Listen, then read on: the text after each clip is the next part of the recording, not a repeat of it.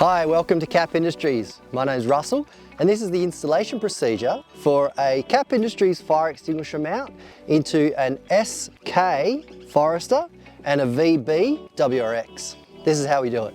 The tools required to install the bracket is just a 12mm socket and ratchet and a couple of 8mm spanners. Just remove the two front seat bolts with your 12mm socket and ratchet.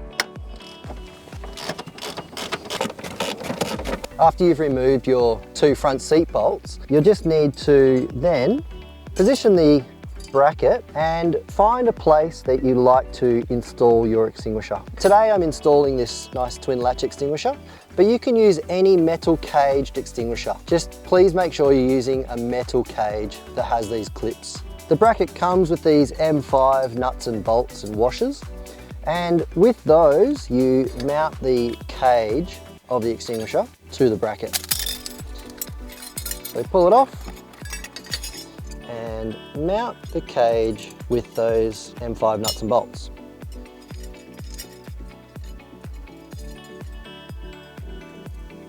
And just tighten them up with those two 8mm spanners that you've got. Then simply put the bracket back in place and put the factory seat bolts back in.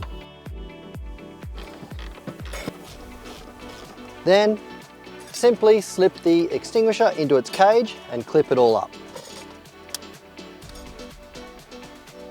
Nice and secure, and it looks great. Well, thanks so much for watching.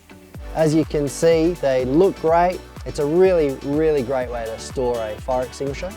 Hopefully you'll never have to use it, but it's always good to have that peace of mind. Now, if you'd like to purchase one of these, please have a look at the link in the description below, or go to our website at www.kap.industries.